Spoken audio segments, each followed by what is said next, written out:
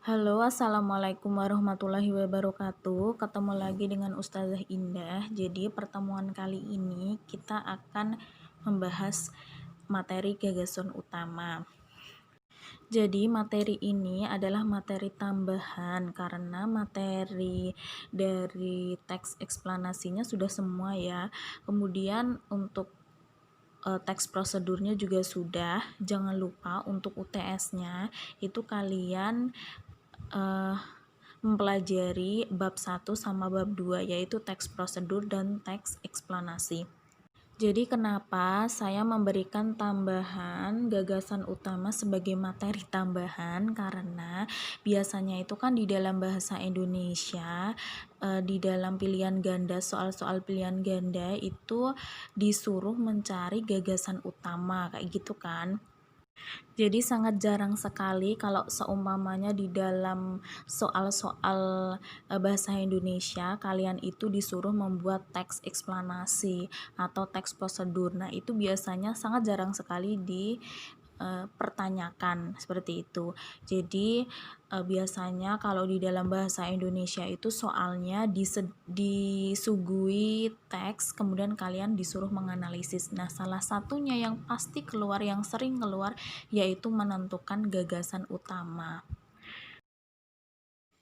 Jadi untuk pengertian dari gagasan utama yaitu gagasan yang dijadikan dasar dalam mengembangkan kalimat.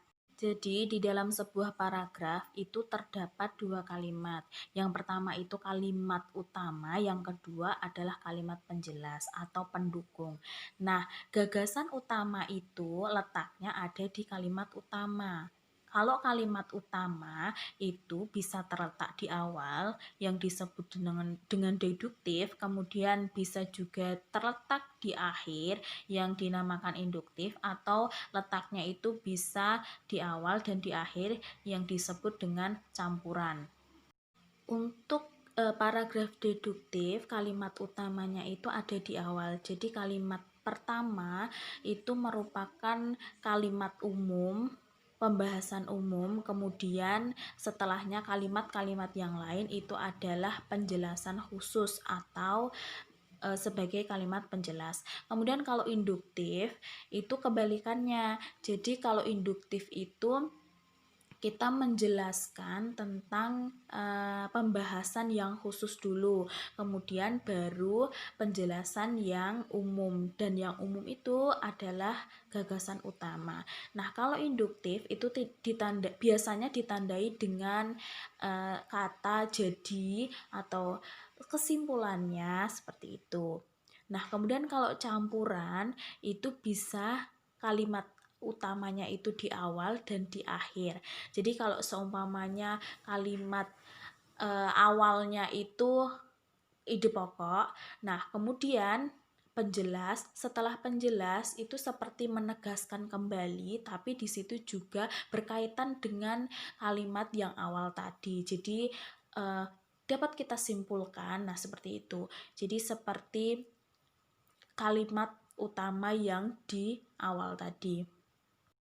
Jadi gagasan utama atau ide pokok itu memang letaknya biasanya ada di kalimat utama. Jadi kalau seumpamanya ada sebuah pertanyaan, kemudian gagasan utamanya itu ada di kalimat awal, lah itu sudah ditemukan ya. Tapi kalau seumpamanya ada sebuah pertanyaan tapi kalimat utamanya itu gak ada di awal dan gak ada di akhir, nah itu bagaimana? Nah, solusinya yaitu kalian membaca keseluruhan dulu ya dengan seksama atau teliti. Biasanya gagasan utamanya itu merupakan simpulan dari paragraf tersebut. Jadi paragraf tersebut itu menyimpulkan membahas apa sih sebenarnya. Nah, itu bisa disimpulkan bahwa itu adalah gagasan utamanya. Gitu. Nah, itu untuk materi tambahannya. Insya Allah nanti kita akan membahas tentang materi-materi yang lain atau materi-materi tambahan yang lain. Nah, untuk tugasnya, jadi tugasnya kalian itu mengerjakan LKS yang telah kalian terima bab 1 sama bab 2 gitu ya. Terima kasih sudah menyimak penjelasan kali ini. Jangan lupa tugas-tugasnya yang belum mengumpulkan atau belum diselesaikan bisa langsung diselesaikan dan dikumpulkan. Terima kasih. Wassalamualaikum warahmatullahi wabarakatuh.